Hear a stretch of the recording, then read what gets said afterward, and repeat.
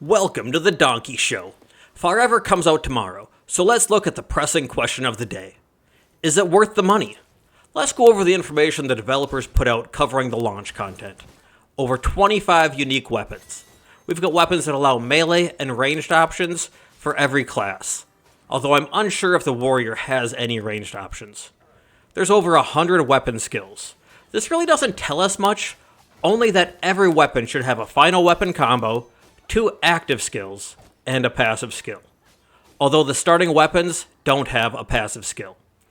Over 150 unique gear pieces.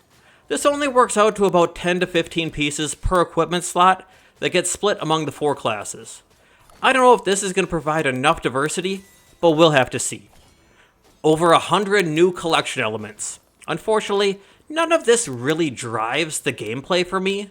Collection elements in this style of game are only for completionists or when the endgame gets boring. Same with the vanity system.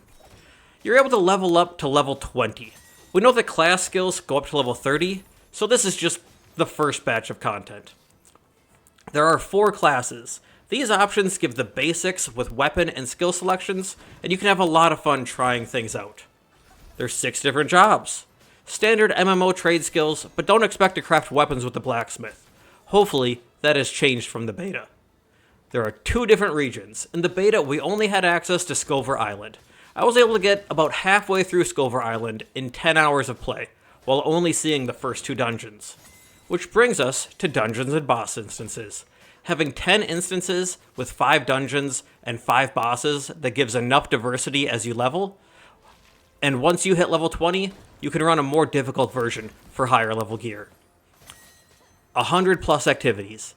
These are one-off things per character like races, open world bosses, and jumping puzzles.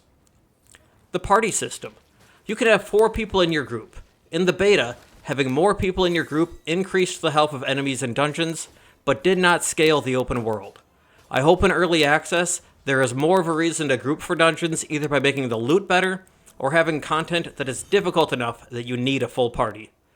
Taking all of this into consideration, along with my experiences in the beta, I feel getting 30 to 50 hours of entertainment per character is entirely feasible. And with the price of $20, that is well worth my money. Tell me your thoughts in the comment below. If we get up to 100 subscribers by May 13th, I'll randomly give the game away to a commenter on this video. Donkey out.